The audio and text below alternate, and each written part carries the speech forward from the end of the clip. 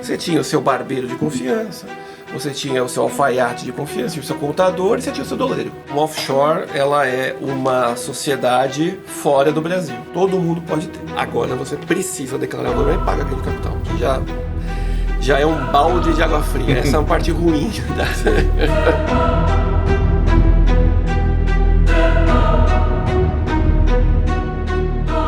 Bom dia, boa tarde, boa noite. Estamos começando mais um episódio do podcast Show M&Azeiro. O convidado de hoje é o Dr. Rafael Bassoli, vulgo Rafa. A gente vai discutir um assunto que é cada vez mais comum em operações de M&A, né? É a preocupação no D+1, que é o que eu faço com o dinheiro. Nos últimos 10 anos, Rafa, a gente tem visto que nossos clientes, eles querem tirar o dinheiro um pouco do Brasil. Por vários motivos, né? Quer uma exposição a dólar, enfim, tem vários motivos que eu vou deixar o doutor explicar.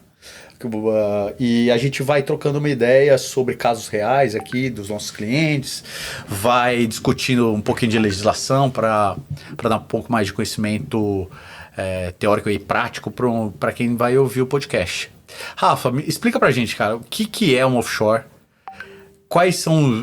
O que a pessoa precisa ter em termos de volume financeiro para fazer sentido uma offshore ou ter uma estrutura fora, e os acessórios, né? Que letter of wishes, trust, uma offshore ou várias offshore para herdeiros. Então, explica pra gente aí o básico e a gente vai criando mais conteúdo um pouco mais profundo em cima do que você explicou. Bom, Daniel, em primeiro lugar, obrigado. Bom dia, prazer estar aqui, é uma honra, obrigado pelo convite. Meu nome é Rafael Bassoli, eu sou sócio do Azevedo Sete Advogados, justamente dessa área de planejamento patrimonial e sucessório, né? O nosso escritório, para quem não conhece, é um escritório que já tem mais de 50 anos aqui no Brasil, com origem lá em Belo Horizonte, e eu sou paulista e sou sócio aqui da nossa filial de São Paulo, né? E o que acontece? O nosso escritório, historicamente, foi um escritório que atendeu muitas famílias brasileiras, desde lá de trás, justamente porque era um escritório que estava em Minas Gerais. Em operações de M&A, sempre foi um escritório que atendeu muito o middle market, muito a família brasileira, o vendedor, o sell side, como a gente chama. Que é bem o meu público também, o nosso público. Exatamente, então é o sell side. Então, naturalmente, esse tipo de planejamento foi sendo desenvolvido no escritório no decorrer dos seus anos. Por quê? Porque numa operação de M&A, como você sabe, geralmente você tem o cliente, vendedor, que é quem tem a empresa. E você às vezes cuida dessa empresa, você tem o cliente que você já está cuidando há muitos anos. Acontece o M&A, então o lado comprador, para nós advogados, o escritório comprador fica com o cliente, fica com a empresa, né? Ela Sim. deixa o escritório geralmente e vai passar a ser conduzida por outro escritório. De confiança. De confiança do comprador, sim. Né? Porque não vai usar o mesmo escritório do vendedor. Porque geralmente quando bota o advogado na mesa, quer dizer que morreu 100% do amor, né? Já é a hora do ou vai ou não vai. Exato, tem muita desconfiança, porque você passou por um processo de M&A longo. Discussão de cláusula. A vírgula aqui que não era ali. Exato, então muitas vezes o comprador olha para o advogado do vendedor, não vou dizer como um inimigo, mas é outra parte, né? Eu não vou querer, esse cara é o cara que estava junto ali do vendedor, eu quero o meu advogado de confiança. Já tivemos casos que o comprador gostou tanto da nossa postura que nos trouxe e continuamos com a empresa, mas é muito raro. Então, Sim. O comprador leva o cliente, a empresa, mas o advogado do vendedor fica com a pessoa física com uma liquidez. Então, nós tínhamos essa matéria-prima, digamos assim, muitos clientes com liquidez desde há muito tempo. Uhum. Né? Então nós conseguimos, nós temos um tracking record muito grande de famílias e clientes brasileiros que desde os anos 90, 80 faziam M&A, e a gente viu as alterações que foram sendo feitas no decorrer do tempo na conduta desses vendedores com relação à liquidez que eles acabavam recebendo. Tá? E isso muito antes da gente pensar em chamar a área de wealth planning, planejamento patrimonial acessório, private clients, esses nomes bonitos. Esses nomes bonitos e essa prática, assim como ela é hoje, ela surge, no meu modo de ver, a partir de 2016, quando nós tivemos a repatriação, né, de recursos, aquela lei que foi feita, né, pelo governo Dilma ainda, para legalização de dinheiros, de valores, de bens que as pessoas tinham fora do Brasil. Como é que era a exposição do brasileiro fora do Brasil até então? Nós tivemos vários períodos. Então, desde sempre, pessoas puderam mandar dinheiro para fora. Sim. Isso sempre aconteceu. O Brasil sempre foi um país complicado, né? Um país economicamente instável. Então, se olhar para os anos 80 principalmente, né? Então, moeda fraca, né? Moeda fraca, muita inflação, mudanças abruptas de governo, a gente ainda tinha o regime militar, aí diretas, e vamos mudar o governo. Então, assim, era muito difícil. E nós tínhamos já algumas multinacionais chegando no Brasil, né? Isso desde os anos 50, mas aí isso é um movimento que vai sempre aumentando no Brasil. Nós tínhamos muitos diretores expatriados que vinham para o Brasil. Nós tínhamos muita gente que recebia dinheiro das suas matrizes lá fora e mantinha o seu dinheiro lá fora e não declaravam aqui no Brasil, né? E nós tínhamos essas pessoas que recebiam dinheiro aqui, expatriados em grande parte, mandavam para fora. É um clássico. A gente teve muito cliente que é estrangeiro, que acabou ficando no Brasil, que é suíço, que é italiano, que é francês. Veio para cá, recebia o dinheiro, queria deixar o dinheiro lá fora e não declarava. E aí nós temos os brasileiros empresário, que com medo dessas mudanças todas, mandavam o dinheiro. Só que na época, as pessoas, por costume, enfim, era muito comum mandar sem declaração. Até mesmo porque não tributava, né? Exatamente. Você pegava e mandava, já que vai todo tributar. mundo, você tinha o seu barbeiro de confiança, você tinha o seu alfaiate de confiança, tinha o seu contador e você tinha o seu doleiro. Que às vezes era o contador. Ou não. Mas enfim, às vezes, né, todo mundo ali conhecia, todo empresário, todo grupo de empresários tinha o seu doleiro de confiança e o pessoal mandava o dinheiro para fora e ficava lá fora. Então esses patrimônios que foram sendo construídos, alguns muito grandes, e que não eram fruto de condutas criminosas, digamos assim. Não é que a pessoa estava traficando armas, órgãos, corrupção. Sim. Não, tinha o dinheiro que ele recebeu, o lucro da empresa dele no negócio, que ele mandava para fora do Brasil, né? Só que mandava da forma incorreta, que era o que se fazia na época, controles baixíssimos. Que na época era o correto. Não tinha outra forma, né? Exatamente, mas não declarava, né? Aqui no Brasil. E aí ficava com isso lá fora para se precaver. Muito bem. Os países, o mundo, a gente divide ele nessa questão, em várias questões, mas do nosso ponto de vista. O mundo é dividido entre o antes e o pós 11 de setembro. Né? Uhum. 11 de setembro mudou o mundo de várias maneiras, aviação, tudo, viagens, negócios, e mudou muito a forma como, principalmente os Estados Unidos, viam o sistema financeiro mundial. Então, eles começaram a querer controlar mais esses fluxos de capitais que até então eles eram muito obscuros. A Suíça e outros países, Sim. por exemplo, tinham um sistema financeiro completamente secreto. Você tinha as famosas contas numeradas, você chegava lá na Suíça, abria uma conta, não precisava nem dar o seu nome, você recebia ali um código, né? Às vezes nem o banco sabia direito quem que era o cliente, era uma coisa assim, era brutal. Você dava ali qualquer endereço, qualquer contato, tinha as caixas, né? A gente vê em filme, às vezes uma pessoa vai lá na Suíça, tem o cofrinho ali com a chavinha, aquela coisa toda que existia. Fortunas foram encontradas nesses cofres, né? No decorrer dos anos. E aí, depois do 11 de setembro, os Estados Unidos falam não. Porque eles entenderam que, como uma operação daquele tamanho, pode ter sido financiada através desse tipo de conta, Sim. de dinheiro sujo, de dinheiro que vinha por canais que ninguém tinha acesso, por contas enumeradas e etc. Não, o sistema financeiro vai precisar ser atualizado. Então começou a fazer pressão nos países que mantinham o segredo bancário ainda em pé, para que isso fosse reduzido e extinto. Né, foi uma briga gigantesca, você pode imaginar na Suíça como isso é... Super tradicional, né? Sistema financeiro super tradicional. Exatamente, mas com muito lobby. Uma vez eu estava na Suíça, inclusive, conversando com alguns banqueiros, eles contaram um pouco, né, como é que foi essa fase.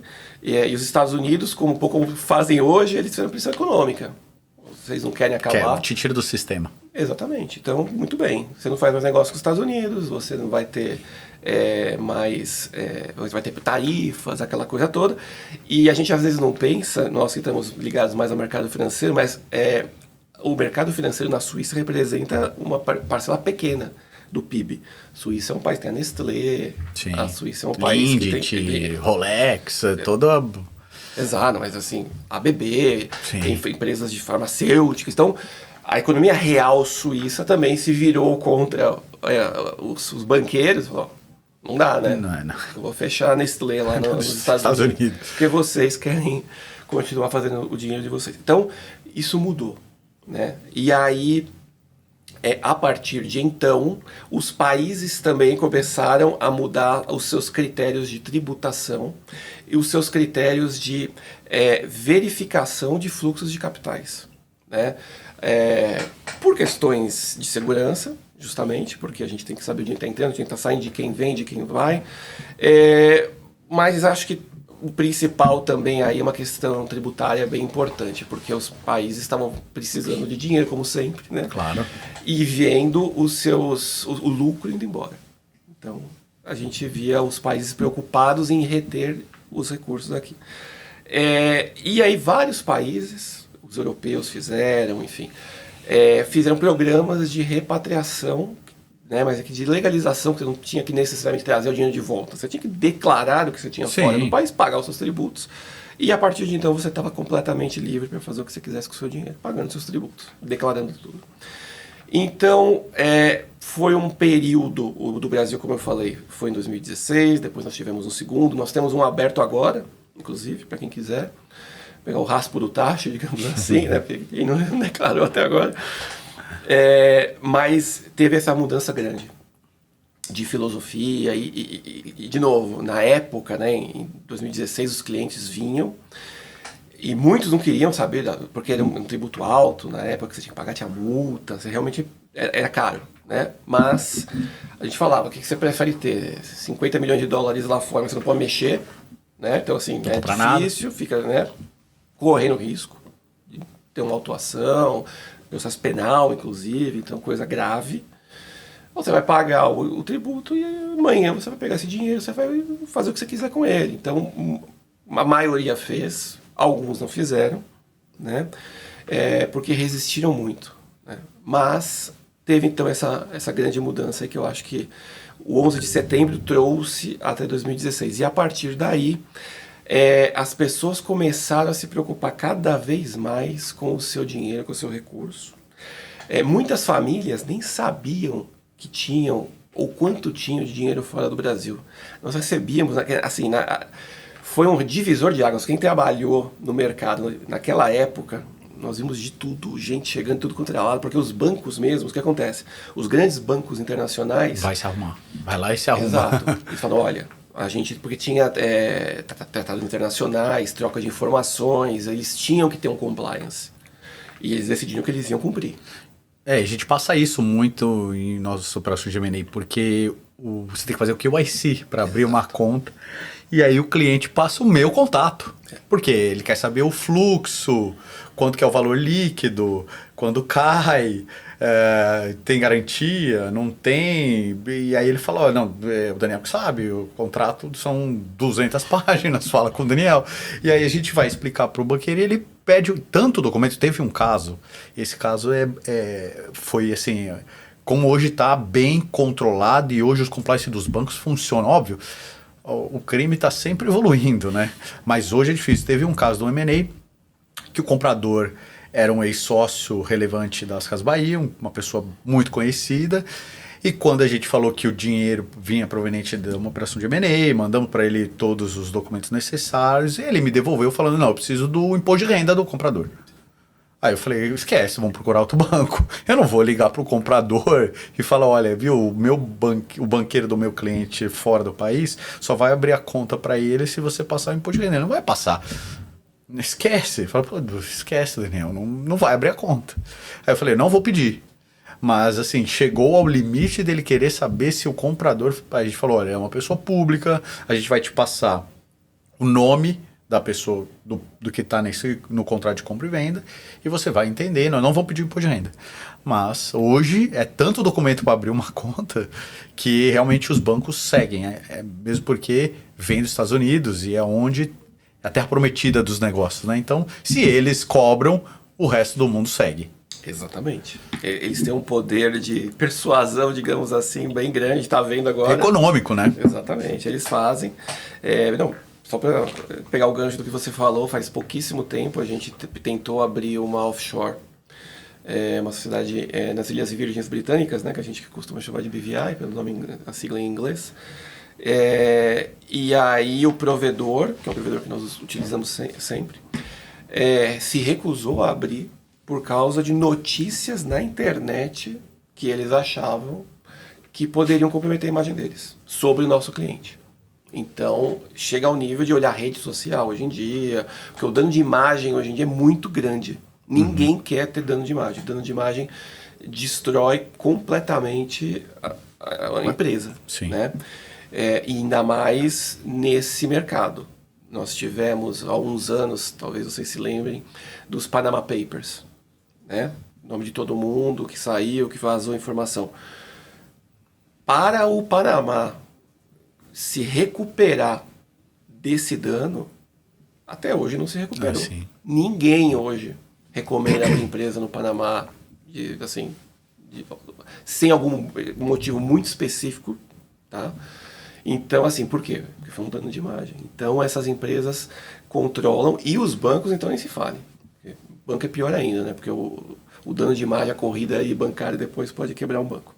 Então, eles realmente aderiram, alguns de forma... Na época, eu acho que hoje em dia, isso está caindo um pouco, o nível... Ali em 2016 estava exagerado, digamos assim, né?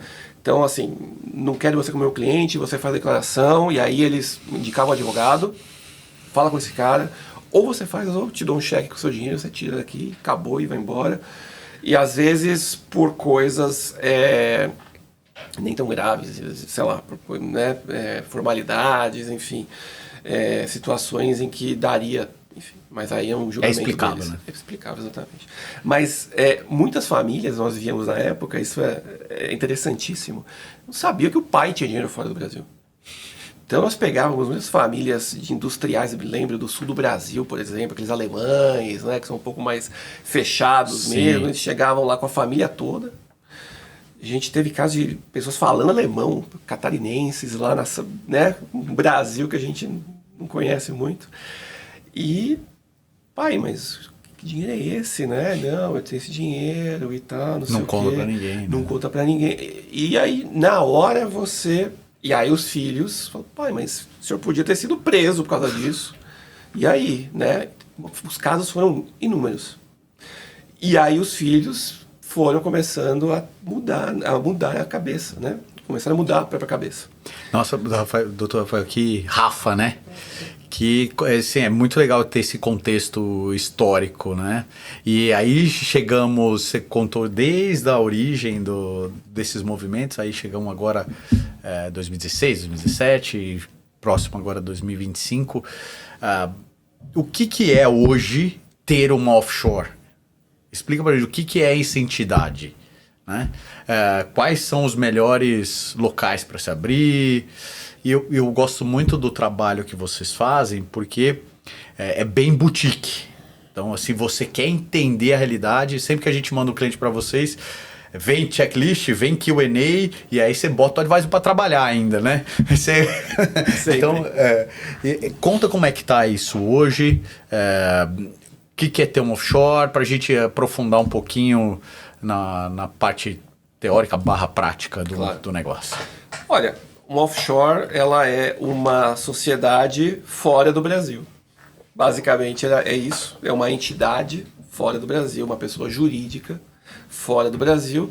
Pelo termo offshore, no nosso jargão, a gente costuma fazer menção àquelas sociedades offshore onde a tributação é favorecida, que é o que também em jargão se chama de paraíso fiscal. Tá? Então, essa é a definição. Offshore, em tese, poderia ser qualquer sociedade fora do Brasil, offshore, né, do Brasil, mas quando você fala, todo mundo pensa nisso. Você pode ter uma? Pode. A lei brasileira te permite que você tenha sociedades, você precisa de sócios e participação minoritária, majoritária, em uma sociedade fora do Brasil. Tá? Então, desde que você declare. E cumpra com os requisitos de Banco Central, de Receita Federal, pague seus tributos. Todo mundo pode ter. Outro dia, a gente estava, semana, aqui, alguns dias atrás, com uma cliente mais de idade, que os filhos estavam empurrando para ela colocar uma parte da liquidez dela fora do Brasil. E aí, quando a gente falou a palavra offshore, na cabeça dela era coisa ruim, problema. Era corrupção, deputado que tem offshore, etc. Não, calma, não. Pode, mas pode ter isso? Pode, mas não, calma. Precisa declarar, precisa pagar os seus impostos, mas pode ter. Então, todo mundo pode ter. Geralmente, então, essas empresas ficam em paraísos fiscais, onde não se tributa a renda. Tá? Então, uma outra coisa interessante de se contar, que muita gente tem dúvida. Nossa, mas eu vou abrir uma empresa nas Ilhas Virgens Britânicas, tá? Então vou ter que achar um banco lá, ou então vou ter que achar alugar um escritório. Alugar um escritório. Vou ter que... Mas não, seu dinheiro não vai estar lá. Veja, é diferente. A empresa fica lá. Mas o dinheiro vai ficar nos Estados Unidos, vai ficar na Suíça, vai ficar onde você quiser. A conta bancária você abre onde você quiser. E isso não... essas empresas são interessantes porque, de um lado, que é o lado sucessório, digamos assim, e de organização do seu patrimônio, você consegue concentrar ativos, dinheiro, participação em empresas no Brasil, imóveis. Quantos brasileiros não têm imóveis em Miami hoje em dia, em Portugal, enfim. E tem filhos, e tem marido e esposa, enfim. E aí as famílias cada vez mais diferentes, então às vezes a pessoa se divorciou, tem outros filhos, então tem uma situação familiar complexa, e ele não vai querer deixar, por exemplo, o apartamento que ele tem em Portugal para todo mundo na mesma fatia sucessória. Ele quer organizar isso de uma certa forma. Ou ele tem participação nas empresas aqui no Brasil, que ele colocou em uma sociedade lá fora. Ele quer organizar a sucessão dos filhos nessa empresa através de instrumentos lá fora. Fora do Brasil, nós temos um outro direito, uma outra jurisdição. Então a gente consegue fazer arranjos societários que às vezes não tem no Brasil, né?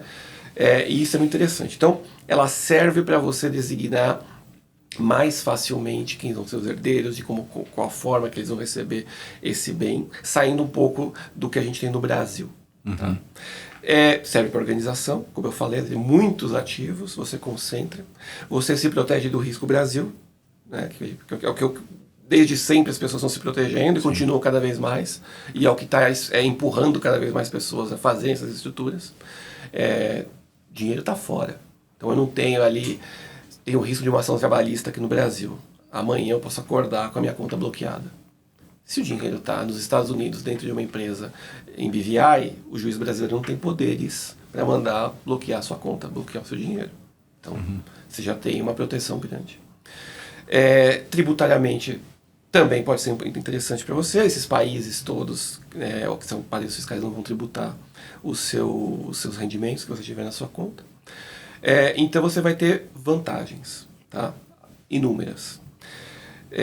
Como eu falei, qualquer pessoa pode ter, desde que declare. E quais são os tipos? O que as pessoas buscam, né, nesse tipo? Aí são os mais variados. A gente tem desde essas empresas muito simples, que são... dinheiro, aplicação? Dinheiro, aplicação, abrir lá em BVI, em Bahamas, Panamá antigamente e tal. Invisto meu dinheiro, ou eu tenho estruturas mais complexas. Hoje em dia se fala muito, como você mencionou, dos trusts. O que é um trust? Trust é uma figura de direito anglo-saxão, de common law, né? Existem em países como Inglaterra, Estados Unidos, enfim. E as ilhas ali do Caribe, algumas têm a common law, como as Ilhas Virgens Britânicas, né? Então adotam esse direito. É um contrato. É um contrato que você faz, então tem uma pessoa que é o instituidor desse produto, ela manda os seus ativos para um terceiro, que é um trustee, que é a pessoa que vai receber a propriedade desses ativos. E aí você tem os beneficiários, que podem ser os filhos, esposa, amigos, parentes, associações de caridade, o que você quiser. E isso existe há muito tempo, Há muito né? tempo. Eu li um livro, aí se vocês estão assistindo quiserem ler, chama What Would the Rockefellers Do? Que conta a história de como eles protegeram o dinheiro que a família Rockefeller gerou, né? Um dos maiores empresários da história dos Estados Unidos. E ele usou muito os instrumentos de trust para criar regras de saque, de empréstimo, de educação para os herdeiros. Então é um instrumento que realmente existe há bastante tempo. Existe há bastante tempo e olha, da minha experiência eu posso dizer, uma pena que não exista no direito brasileiro, porque funciona muito bem. Funciona realmente muito bem. Se bem construído, se bem gerido, se bem compreendido por quem está fazendo, ele funciona muito bem. O mindset na cabeça do brasileiro, ela ainda é muito possessória, né? O patriarca brasileiro, ele ainda tem muita dificuldade em se desprender do seu patrimônio. Então, para meras doações de antecipação de legítima que nós fazemos desde que o mundo é mundo aqui no Brasil e que continuamos fazendo, e, enfim, está na ordem do dia também, nós temos muita dificuldade em convencer alguns clientes em fazer essa doação, em dar esse passo. Mesmo que ele vá reter o usufruto, mesmo que ele tenha a segurança de que ele vai... Tem um ganho tributário, né? Está mudando a legislação, agora vai avaliar os ativos a valor de mercado, né? Exatamente. Essa é a tendência. Exatamente. Nós temos um cliente que é um senhorzinho de quase 90 anos, tem uma fazenda no interior do estado do Rio de Janeiro. E, enfim, toda vez que eu vou lá eu digo que é uma fazenda linda, do século XIX, toda reformada, maravilhosa. Toda vez que eu vou lá eu digo que eu volto no tempo, porque parece que é outro mundo. E ele precisa, é uma situação familiar bastante complexa, etc. Ele precisaria fazer essa doação, né? Porque a doação, ela já está antecipando um problema que você vai ter. Sim. Cedo ou tarde. Você está resolvendo um problema. Exatamente. Que você vai ter, né? Exatamente. Você pode falecer e deixar para as pessoas o problema tributário, que vai ter que pagar um tributo, e de divisão, de partilha desses bens, que vai ter que ser feito pelos herdeiros, que são os diretos interessados. Ou você pode pensar nisso agora. E você vai guiar a sua própria sucessão. Sim. Não por qualquer motivo, mas simplesmente porque você ama os seus familiares, você conhece os seus familiares e você quer que eles não briguem. Você quer preservar para eles, porque você não vai mais estar aqui quando acontecer. Você quer preservar para eles o patrimônio. Rafa, eu vou fazer um resumo então. Você explicou o que é um offshore, explicou o que é um trustee, a gente vai explicar o que é o letter of wishes, e aí, depois de você explicar, eu quero te fazer uma pergunta. Existe um valor mínimo, que eu acho que é a dúvida que muita gente tem. Existe um valor mínimo que faz sentido abrir um offshore? Bom, Letter of Wishes é um documento que é a, digamos assim, a carta magna do seu trust. É ali que o settlor, o instituidor, vai dizer o que ele deseja. Letter of Wishes, né? A carta de desejos dele para como esse trust vai funcionar. Tá? Então é importante, é o momento mais importante. Você vai ter que sentar com o seu advogado, com o seu assessor financeiro, com o seu psicólogo, enfim, é o momento que você vai, tira uns dias, pensa de novo, pensa mais uma vez, porque é ali que... Conta se você tem um filho que você tem quase certeza que é seu, mas você não tem certeza, né? Que acontece muito, né? Acontece muito. A gente faz, às vezes, alguns M&As e o Padre quer fazer a sucessão, principalmente da parte imobiliária, né?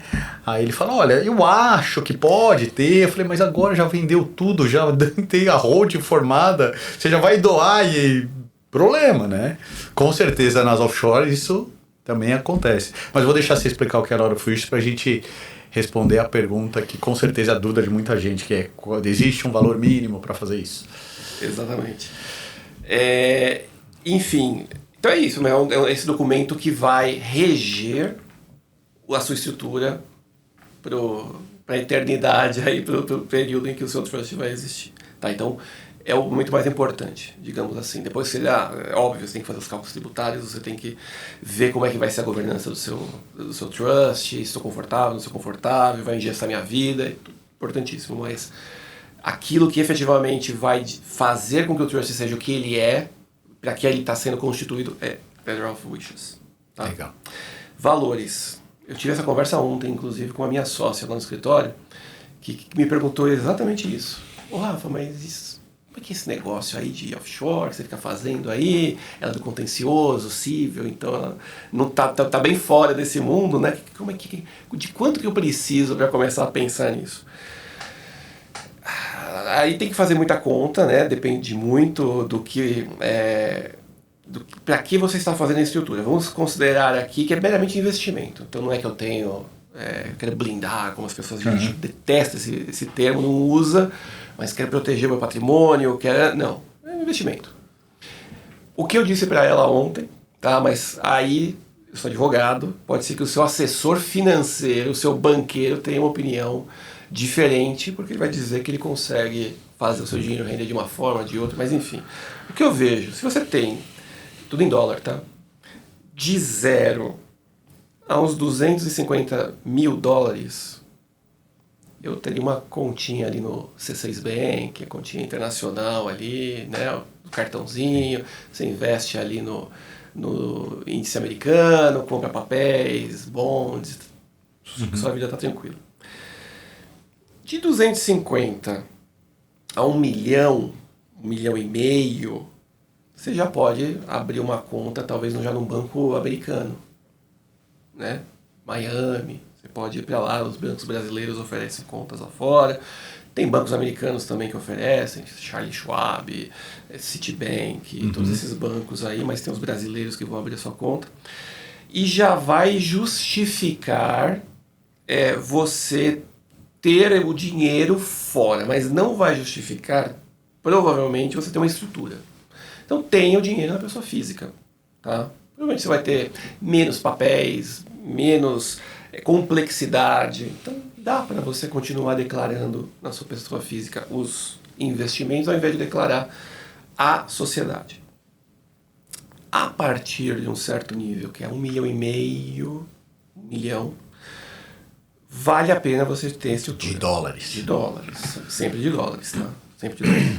Vai valer a pena você ter uma estrutura. Tá? Você vai conseguir pagar essa estrutura. Porque quanto custa fazer uma estrutura? Uma BVI comum aí, você vai pagar 2, 3 mil dólares para abrir. Só tem que gerar renda passiva para pagar esse custo, né? Então, tem que ter. Isso por ano depois. Sim. E hoje em dia, com todo a carga de compliance, know your client que você tem que fazer, fica muito caro. Porque você tem que pagar as taxas do país, você tem que pagar o balanço que o provedor vai fazer. Hoje em dia tem que fazer o balanço também com o computador brasileiro. E assim, nós temos um time aí no escritório que fica acompanhando non-stop todas as declarações, entregas, certificações nos países que os nossos clientes precisam fazer. Então a gente vai recebendo e-mail de todos os provedores que você possa imaginar desses países. Vai vencer o prazo de declaração, não sei o que, vai vencer o prazo de entrega de não sei o que. Então você não pode parar. E obviamente está cobrando para fazer esse serviço e o cliente está pagando. Então assim, você precisa ter um valor mínimo para justificar a sua posição. Agora, estruturas ainda mais complexas, eu vou ter um trust. Aí você realmente vai precisar de muito dinheiro. Muitos milhões. Por quê? Porque é muito caro você instituir, tá? Aí a gente já está falando de passar de 20 mil dólares, tá? E manter. A gente também vai estar falando de passar de 20 mil dólares por ano. que você vai gastar para manter um trust minimamente. Aí depende muito, aí é igual carro. Tem os opcionais, né? Você pode pegar o trust baratinho ali na ilhazinha, no Caribe, não sei o quê, com o trustee deles ali, que você nunca viu, não conhece. Ou, não, eu quero logo o Rolls Royce, então eu quero um trustee suíço, eu quero um trustee americano, eu quero o JP Morgan aqui, etc. Vai ficar mais caro, obviamente. Mas aí... Dado o tamanho do recurso, o tamanho da solução, né?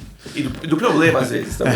Então, eu quero conhecer o meu trustee. Eu quero que o trustee, uma vez por ano ou duas, pegue o avião, venha ao Brasil, aperte a minha mão. Eu quero olhar no olho dele, eu quero ter o WhatsApp dele. Eu quero conversar com o cara. Isso tem um custo. Ou não, é uma coisa pequena e tal. É um mercado onde esses países todos se organizaram de forma que a economia deles gira em torno disso. Eles têm um pouco de turismo e eles têm muito giro de dinheiro de empresas, né? Então eles vivem disso. Ô Rafa, a gente falou de dinheiro, mas a gente sabe que quem é empresário e vende uma empresa que é o meu público, e muito também o seu público, o cara não consegue não fazer investimento. Claro. A gente falou só de liquidez. Tem essa linha mínima também para patrimônio, assim, o cara compra imóvel, é isso, né? O cara gosta de comprar imóvel, gosta de comprar um terreno, ele gosta de fazer investimentos reais, né? Porque o empresário tá no sangue dele. Vale a mesma regra? Vale, você tem que sempre ter em consideração pagar a sua estrutura. É muito comum, nós temos alguns clientes que têm muitos flats em Miami. Teve uma época que isso foi, né? O mercado lá estava muito bom, câmbio favorável, mandava dinheiro para os Estados Unidos, comprava flat. E aí tem todo um planejamento americano que você precisa fazer para ter esse tipo de investimento. Mas aí, assim, você tem que lembrar que você vai ter mais custos do que você teria. Alguém tem que olhar o real estate lá. Tem que olhar o real estate, você vai ter que pagar condomínio, você vai ter que pagar, às vezes, vagou, o flat, você que tem que arcar com as taxas, tem que estar no pool ali, às vezes o mercado não está bom. Enfim, então você tem que considerar colocar na conta que você vai ter mais custos ainda do que se você simplesmente mandou $1 milhão para fora. Eu vou resumir aqui. Então, aí, Rafa, você me disse se eu estou certo ou se eu estou errado. Você tem que ter um volume de patrimônio que consiga cobrir o custo do trustee e consiga cobrir o custo de quem vai produzir os documentos contábeis para manter aquela offshore. Então, se você tem um trustee que custa $20 mil e um prestador que custa $2 mil, que foi mais ou menos o valor que você falou, você precisa ter uma renda passiva, seja por ativos reais ou financeiros, que cubra esses $22 mil. Perfeitamente. É isso. Resumindo. Exatamente. Vou resumir as estruturas também, você me corrige. Então, offshore é um CNPJ fora do país. Você pode ter um trustee, que é um prestador, que vai ajudar na gerência desses recursos e fazer valer o seu letter of wishes quando você faltar. Resume bem? Quer falar mais alguma coisa? Quer aprofundar? Se você tiver um trust, né? Sim, se você tiver um trust. Se você que você vai usar para estruturas maiores. Exato. Que é o caso, né? O empresário, por exemplo, que a gente atende, é o cara que tem uma liquidez, fez uma liquidez de acima de 100 milhões. Então, é o caso, é o público, né? Olha, o brasileiro ainda gosta muito da BVI. Que ele quer ter, ainda é a maioria, tá? Porque é barato, fácil, entende. É igual uma limitada brasileira. Eu consigo, de verdade, ter uma bela estrutura de governança ali. Eu não tenho um trustee, mas eu consigo ter um administrador gringo trabalhando ali também, assinando por mim. Então, assim, quando você vai ver o custo, a diferença de custo entre um e outro, o cara às vezes tem um patrimônio para ter um trust. Ele fala, não quero. Tem um bom banker, né? Eu também quero ter uma conta fora do Brasil, basta, não quero ter mais nada. Aí funciona. Digo, hein? Ainda funciona bem, tá? Para o cliente brasileiro ainda funciona bem. Às vezes a gente viaja muito, conhece colegas de outros países que não, é do trust, etc. No Brasil é difícil ainda, tem muito cliente que resiste. A gente tenta, depois o que acontece? Até a lei de offshores, que foi em 2023, né? Começou a vigir a partir de 2024. O trust do Brasil, ele era desrecomendado, inclusive por nós, pelos advogados, banqueiros. Por quê? Porque nós não tínhamos nada na lei brasileira que falasse a palavra trust. Então tinha uma insegurança jurídica gigantesca. Subentendimentos da Receita Federal, o que acontece, beneficiário, não beneficiário, revogável, não irrevogável, o que a gente faz. Era ruim. Os trusts que a gente tinha contato até então eram os trusts de pessoas que já vinham com o trust herdado lá de fora. Meu pai era gringo, deixou o trust, eu tenho aqui. Ou estruturas antigas de esconder dinheiro. Tá? Tinha trust na Escócia, tinha trust na Nova Zelândia. Era um negócio de louco. Aquelas estruturas que você já viu em filme, né? Shell. Aqui, ali. Loucura. Depois disso, agora que é claro que a lei brasileira aceita você ter um trust e como ela trata isso, e os custos ficando melhores, porque nós temos essas empresas, como eu estava dizendo, elas vivem disso. Então elas estão pensando, o mercado delas é como uma empresa, né? O mercado delas é oferecer para os clientes, nós aqui, as pessoas, né? Soluções para os seus problemas. Então, cada vez mais a gente tem trusts mais baratos, trusts mais simples. E no caso, quando começou a tributação, né, das offshores, que é recente, é 2024, primeiro de janeiro de 2024, o efeito foi contrário. Quem tinha preconceito começou a querer saber como é que funciona. Porque quando você tributa, você tem que legislar. Quando você legisla, quando você passa a regra, as coisas ficam mais claras. Então, assim, é óbvio, ninguém quer aumento de carga tributária, mas nesse caso, facilitou, disseminou o conhecimento e regulamentou, né? Eu vou dizer, essa lei foi boa. Eu também acho. Ela foi boa. Óbvio, como você falou, ninguém quer pagar imposto. Essa parte foi ruim. Sim. Mas eu acho que foi um imposto honesto e, assim, você ter trazido a segurança jurídica. Eu tenho um cliente que é um senhor italiano, que está aqui desde os anos 70, que foi presidente de empresa multinacional, que passou por tudo. Pelos anos 70, pelos anos 80, pelos anos 90, e ele é uma pessoa que... Ele já viu Cristo decolando na capa de revista umas 5 vezes, né? Ele é quase que o meu pai empresarial, digamos assim, porque as dicas que ele me dá, as conversas que nós temos, ele é aquele cliente italiano, mais antigo, então reunião com ele é sempre no restaurante, né? Então a gente sempre vai almoçar juntos, conversar em italiano, de boa qualidade, não pode, né? Bom vinho italiano. Sempre. Então, assim, é fantástico. Uma pessoa que eu tenho, assim, como um dos meus grandes ídolos. E ele sempre me falava, eu falava, como é que era o Brasil nos anos 80, ser presidente de multinacional no Brasil nos anos 80. Se hoje eles não entendem, imagina naquela inflação galopante, o negócio dele falava assim... Era dinheiro carimbado. Dinheiro carimbado. Ele sempre fala, era muito mais fácil. Era muito mais fácil.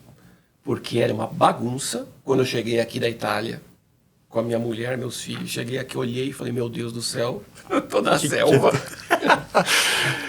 Acabou, né? Vou embora. Mas assim, no momento que você entendia as regras do jogo, a inflação é tanto, é assim, é assado, não mudava. Era daquele jeito e você navegava.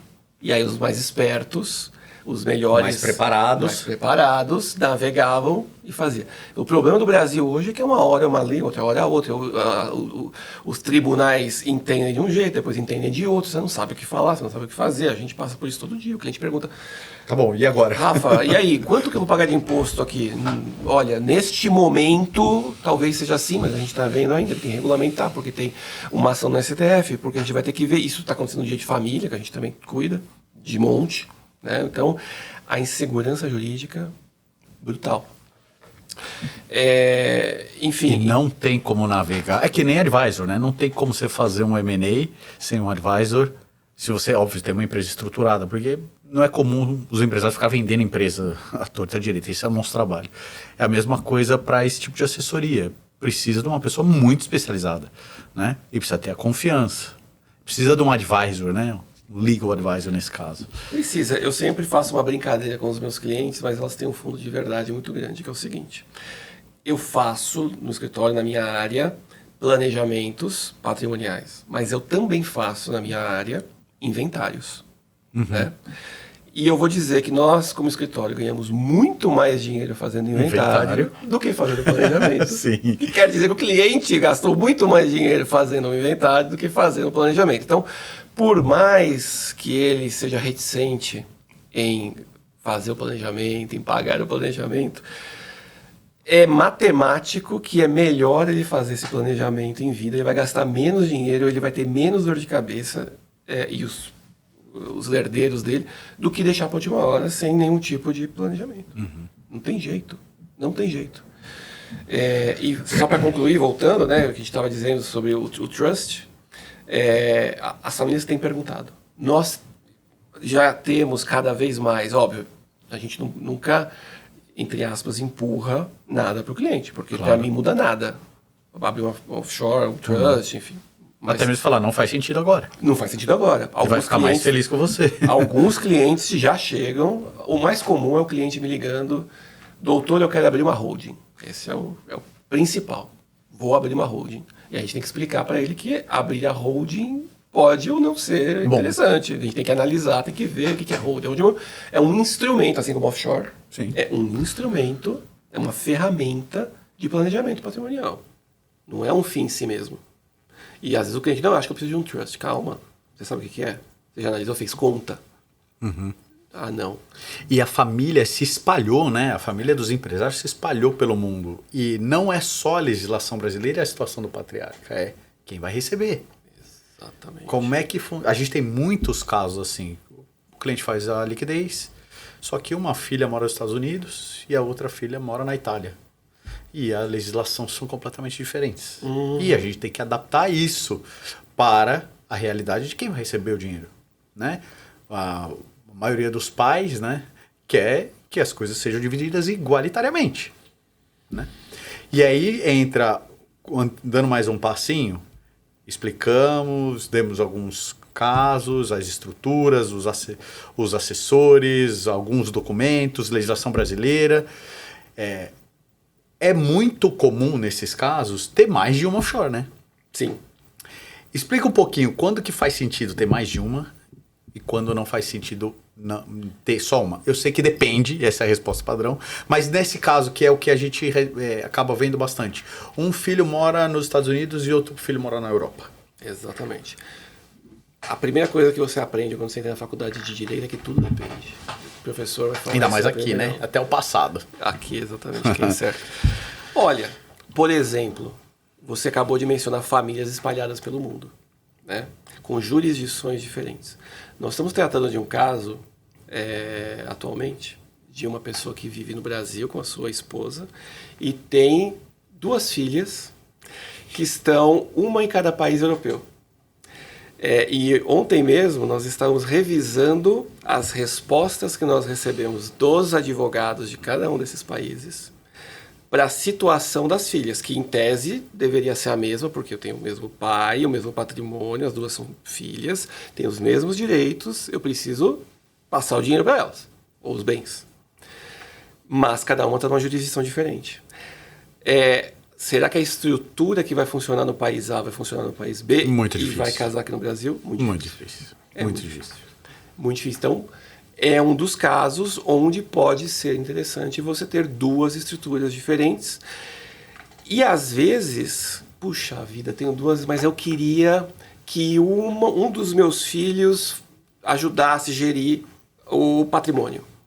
Ter 2 estruturas vai fazer com que eu perca isso. Eu queria ter uma coisa concentrada. Aí eu posso pensar num trust. Né? O trust pode ter mais de uma estrutura embaixo. Então eu tenho o cérebro da estrutura. Com um único offshore, já dentro do offshore, digamos, o balanço dividido. E aí, cada um com o seu... Eu posso ter isto, ou eu posso ter até 2. Eu tenho neste país, BVI funciona. Abre uma BVI e coloca embaixo do trust. Aqui não, aqui esse país aqui tem que ser uma sociedade europeia. Então aqui a gente vai pensar em Malta, Chipre, Luxemburgo, alguma coisa que caiba aqui. Então, assim, as estruturas, elas sim podem ser variadas. Outra coisa, eu posso ter estruturas diferentes para ativos diferentes. Por exemplo, eu tenho uma estrutura para colocar dinheiro. Então, aqui eu vou colocar dinheiro. Na outra estrutura, eu vou colocar... ativos. Então, não financeiros. Ou então participações societárias. Né? Por quê? Porque hoje em dia eu posso ter empresas que são opacas e empresas que são transparentes. O que quer dizer?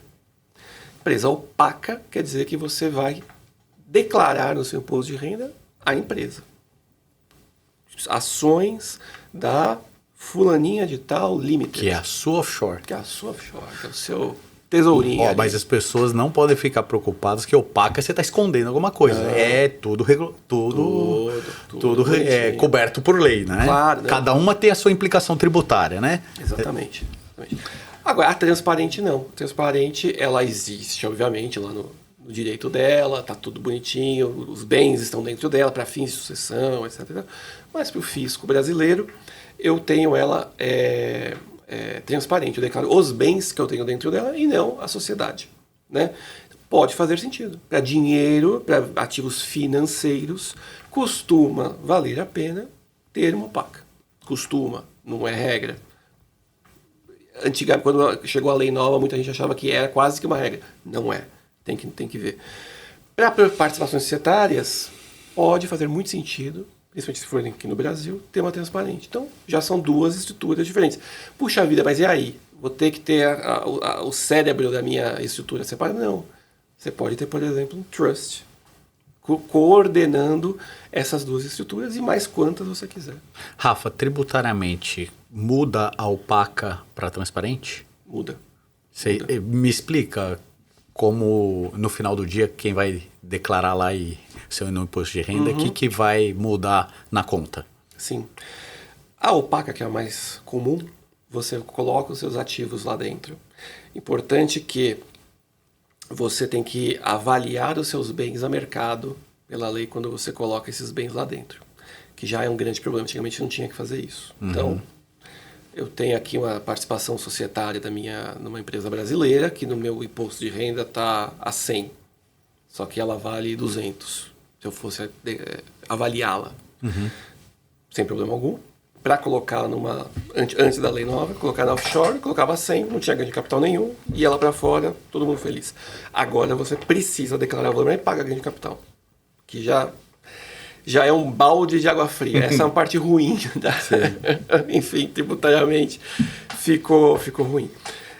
E aí você declara lá uma vez por ano, né, que eu coloquei meus recursos lá fora, abri a minha companhia, declara a minha companhia uma vez por ano, junto com a sua declaração de imposto de renda. Você vai ter que ter um balanço da sua sociedade lá fora, que vai mostrar se ela teve lucro ou prejuízo, de acordo com as regras brasileiras, e é por isso que precisa de um contador brasileiro. Tendo lucro, eu vou ter que tributar aqui no Brasil a 15%. É isso. Não é bicho de 7 cabeças, tá? Com todas as regras, enfim, aí de compensação de prejuízos e etc., dá para a gente trabalhar, tá?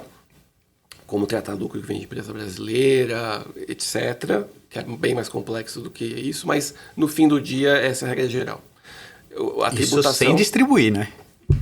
Sem distribuir, mas aí que tá. Okay. Agora a distribuição ficou fácil. Porque antes da lei nova, o que acontecia? A gente tributava justamente a distribuição de dividendos. Hoje eu tributo lucro. A empresa deu lucro, tributei. Acabou de tributar, está à disposição do sócio. Exato, e é por isso que a lei foi boa. É por isso que hoje você pode ter a sua offshore e você pode usar o dinheiro aqui no Brasil. Você pode usar o dinheiro onde você quiser, entendeu? É muito mais fácil, ninguém tem medo mais. E o câmbio varia bastante aqui. Agora eu estou olhando, está em 5,30 e no dia 22 de dezembro estava 5,60. Às vezes ele tem um ganho só de ter o dinheiro lá fora e para poder usar aqui, né? E essa a maior diferença entre a opaca e a transparente que a gente estava falando é esse. Porque quando você tem a opaca, junto com essa sua declaração, você já pagou o imposto dessa variação cambial. Você input, paga, isso vira custo para você. Então, Então você está meio que redeado de variações cambiais. Sim. Óbvio, o problema é, você está redeado quando o real se deprecia, você tem que ganhar em dólar. O outro lado, não. Então, muita gente, aí que as pessoas todas se viram opaca no início, porque estavam com medo sempre do real depreciar. Perder valor. Só que o que a gente tem visto é o dólar perdendo valor. Então algumas pessoas falam, puxa vida, perdi dinheiro. Aí ó, o banqueiro, o advogado falou para eu fazer opaca. 50-50. Mas, enfim, é o que é. Mas, obviamente, tem todas as outras vantagens de ter a estrutura e etc. Na transparente, não, porque aí é efeito caixa, pessoa física. E nesse caso incide os 10% que agora vale para distribuição de dividendos Sim, aqui senhor. no Brasil? Sim, senhor. Aí ficou... Se você distribui dividendos para a sua sociedade lá fora, você vai pagar. Tá? Então aí não tem jeito. Essa pegou bastante. Mesmo sociedade, dona de outra sociedade, distribuiu para a sociedade lá fora? Sim, sim. Sim, porque se é sociedade para a sociedade brasileira, não. É só quando você distribui para a física. No estrangeiro, não. Cercou, então, de todos os lados agora. Cercou. O Brasil, ele foi muito... Inclusive, eu mencionei que ontem eu estava analisando questões de 2 países europeus e as regras, né, que se aplicam para... A gente chama de regras de CFC, né, que são essas regras de Controlled Foreign Companies. Que são essas regras de, enfim, se a empresa vai ser considerada transparente, opaca, em cara de jurisdição. E o Brasil está pior que a Europa em muitos quesitos. Pior no sentido, controla eficiente. Está mais né? eficiente na tributação. Nós somos muito bons nisso. Não, o projeto SPED é revolucionário, né? Não. Assim, a nossa Receita Federal realmente é de primeiro mundo, é melhor do que o primeiro mundo. Ela consegue tributar de uma forma... Eficiente. Então, enfim, isso. Rafa, última pergunta. Como você foi se especializar nisso? Porque se a gente falasse de offshore, como você falou, há 15 anos atrás, 20 anos atrás, não tinha advogado. Era o doleiro. Conta um pouquinho dessa sua trajetória. Como é que você foi parar nessa área? E hoje super bem sucedido, o escritório é referência, né? E como que você chegou até lá? Bom, eu comecei no M&A, por isso que eu tenho experiência no M&A também, vi o M&A acontecendo e foi por causa do M&A, na verdade. Acho que a grande maioria dos meus colegas, no Brasil e fora, tá, que fazem planejamento patrimonial sucessório, são tributaristas, de nascença, né, de origem. Uhum. Porque justamente não existia o planejamento patrimonial sucessório antigamente. Você, às vezes, tinha lá o de renda para fazer, e aí você tinha o dinheiro que você tinha mandado lá para fora, como é que eu declaro, como é que eu faço a minha sucessão sem pagar tanto imposto. Então era sempre o tributarista que ia ajudar, organizar. E para as questões de família e sucessões, era o advogado de família e sucessões, que geralmente não estava nos grandes escritórios. Quando eu comecei a trabalhar 20 anos atrás, exatamente, eu comecei a trabalhar dia 1º de fevereiro de 2006, no Pinheiro Neto. Naquela época, família e sucessões era o escritório boutique pequenininho do professor ali da USP, da PUC, do Mackenzie, etc. e tal. Os grandes escritórios se ocupavam disso. E nem de pessoa física. Os grandes escritórios cuidavam de operações, de corporate, né?